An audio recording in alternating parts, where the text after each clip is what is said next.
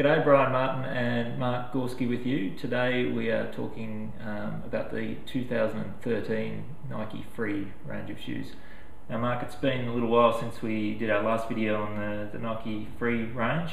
What's changed between now and then? Well, it's start of April this year, the new range came out. Basically, uppers are the only change that has gone on this year. Midsoles are pretty much the same. So for the uninitiated, the midsole is basically everything down here. Yep. Uppers, everything below your foot. Everything below the foot. Yep. Okay, that makes it nice and simple. Yep. And as we know with the Frees, the midsole and the sole is all one piece, which is one of the best benefits of it. Yes. So everything basically around and above the foot is the main changes with the range. Okay. That and one other massive change. Okay. They've uncomplicated from our last video. We talked about the complications of the naming system of them all. Yes. They've uncomplicated it. Thank God for that. So now we are back to having a Nike Free 3.0, 4.0 and 5.0. That is correct. Okay. Yep. Very easy to remember. Yep. 3.0 is the flattest at 4mm pitch, heel toe offset. And then up to the 4.0, 6mm, and the 5.0, 8mm. So it's nice and simple, and it's pretty easy to understand now. So I'm glad they made the change. Excellent. Good work, Nike. All right, well done. And okay, so getting on to the 5.0, which is probably a good place to start because that's the one that most runners and non-runners will probably come across when they're trying out the free range. Yep, that's correct. Where are the differences now in the upper compared to the last version? Basically, the main difference in the upper is the introduction of the Flywire, which is in a few of the shoes, the Nike range now. I think the Lunar Eclipse, new Lunar Eclipse 3, Lunar Glides, Zoom Elite 6, which I'm trialling as well. Stay tuned.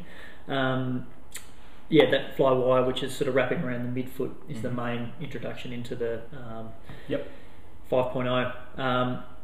This is like, for me, I do a bit of running in this. I do a lot of running in this more so than the other two models. So for me, this was like putting on an old friend. Yep, I remember you saying that when we were doing the trial running on the treadmill. Yep. It did feel very similar to the previous model, the Free Run 3. Obviously, except a couple of the changes with the upper here, but the rest of it just fit fantastically well on my foot personally. So yeah, I like it. And there's no sort of oddities of sizing on that one, like it's pretty reasonable fit the whole way down the foot, or? Yeah, pretty true to size. As with the previous models of especially the 5.0, there's not a lot of depth in the toe box, but the fit is very, very similar. So if you've worn them previously and love them, then should be no reason. The only one reason I can see that people may not like the slight difference in fit is just where the actual Flywire is situated along the foot. So if you're actually running at toe off where that just buckles a little bit there, if the Flywire, you can actually feel it on your foot. I couldn't personally, but some people might. Right. Maybe such as yourself with your foot, way it's shaped. Yeah. My weird foot, might have some problems there. Yeah, given you've got a really high arch and you take a lot of volume in the shoe, they might sit a little bit uncomfortably. But so the Flywire, when I was growing up, Flywire was something that kept the blowflies out of the kitchen. What is it actually doing in a Nike shoe? And what does it do? Basically, the purpose of it is actually to hug around the midfoot. It's providing a more snug fit around the midfoot, basically, and that's the basic whole purpose for it. So there's no shifting in the shoe when you've got it on. And if I was to tear this apart, which I won't, but if I was to rip all of this off, that Flywire would be attached. Yes. And go underneath probably the sole and be attached under there somehow. It actually wraps around the whole way around. Wraps around the foot, and it doesn't go right underneath, but it just wraps sort of around the side of the foot and then is embedded into the midsole. You can probably see there that the lacing actually then goes through the little Flywire bits as well. That's right. Yep. Okay. Yeah, it does. So it is a nice snug fit, which I personally really like. Yeah. And it really does. It's a nice snug fit. It was like putting on an old friend for me personally. Okay. Yeah. And the other thing of note was the tongue. Yes, the tongue. If you want to whack your previous, these are the version. Free Run 3s.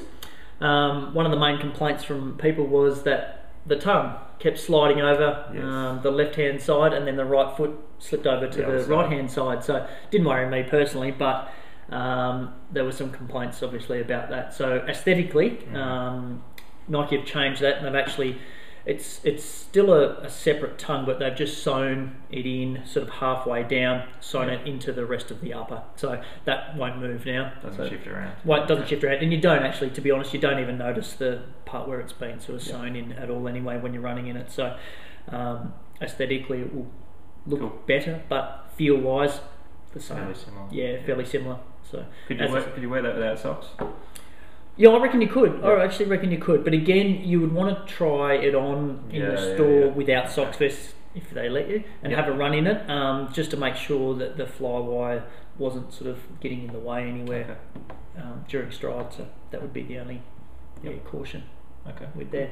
Still a very good shoe, people. Excellent. Okay. Run in it. Don't walk around the streets in it more. Don't walk in it, run in it. We can walk in it too, but it is a good running shoe. So the 4.0, which was, I think this is now the version 3, 4.0 version 3, trying not to confuse people on that, but a couple of, this probably actually had the least amount of changes from what I could gather to the last iteration. Yes.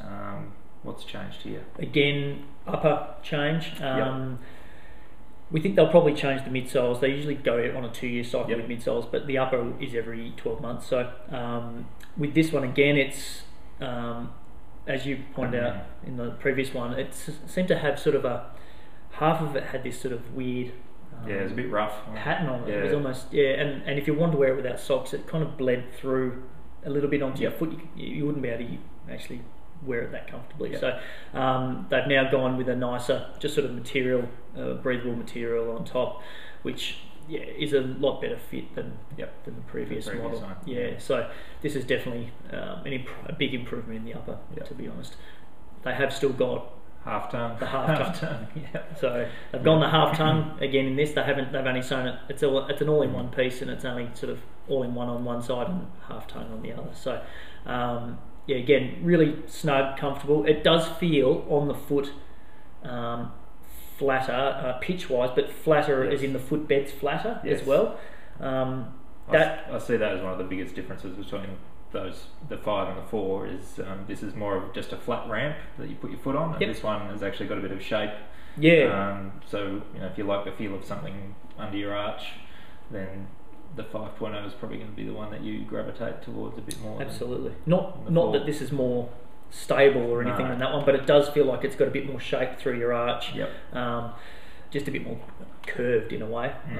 That's why I like the snugness of that compared to that. But that you actually like that better than that. So probably at the moment I'd go with the 4 as my pick for now. Absolutely. So it does feel just sort of a bit of a flatter base. But again, it's certainly worth having in a rotation of shoes. So you didn't really notice between the 6 and the 8mm drop that much when you were running in these, did you? Not in these two, no. The difference between the 8mm and the 6mm, I didn't really feel that there was a huge difference. It was when I went down into the 4mm in the 3.0 is when I sort of went, now I feel like I'm working in that sort of range. So when we're coaching people and they're asking for advice on shoes, now with the 5 and the 4, we're really saying to them, go with the one that fits better on your foot rather than worrying too much about the pitch, because it's only a couple of mils difference. And depending on who you are, you might like the flat kind of feel or the shape feel a bit more. So it's probably better off to go with the one that just feels better when you try it on. Completely, it is a matter of fit, because purpose-wise they're very similar. Our two stipulations for our shoe recommendations are fit and for purpose. So for purpose, very similar, and just get the one that fits better. So just us two here, that's the one I like and that's the one you like. So it's just a matter of what fits on your foot best. So but then the big step down, I think, really is into the 3.0. So the 3.0, when you put that on, you said to me when you were running on the treadmill that you could really feel your foot muscles, your plantar flexor muscles, the muscles that make your foot stiff. As you're pushing through the ground, really were working harder when you're in this 3.0. Yeah, that's absolutely right. Yeah, you could feel that they were having to stiffen up as you're putting some power through the ground just to stay stable, really. So there was definitely it's only 2mm in drop, but it is also that it is more flexible again, and there's less cushioning again. That that sort of brought that feeling. Work a bit harder. You just got to work that just that bit harder. So that's why this sort of shoe comes with some stipulations on when to run with it, how to use it, that sort of stuff. Okay. And the upper here is a change that absolutely had to happen because the last one was horrendous. To put it mildly. That's a probably fair assumption.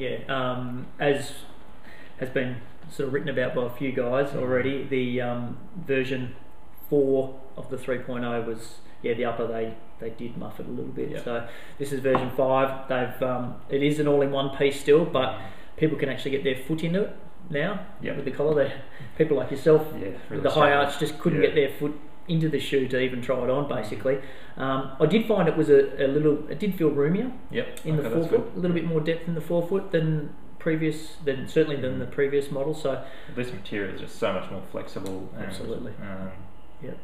Foam will give, even if it was a tight fit, you'd probably be able to get away with it, whereas the other one was just unyielding and tight and really locked you down. This is more of the Flyknit type material that Nike have used again in a lot of certainly the whole Flyknit range that they've brought out as well, which seamless, light, breathable, all good things for running shoes. So this is a great update, really good update. So if you like the previous versions and hated the last one, you can get back on it because it's heading back in the right direction. Just had a little veer off for one year there, but it's back on track. And excellent. To Nike's credit, they knew that and they admitted some faults on that one and got back on track. So good stuff. All right. Well, I think we've covered up that pretty well. So hopefully that's helped you when the next time you head in and check out your frees. You'll know which one you can try on. Thanks for watching.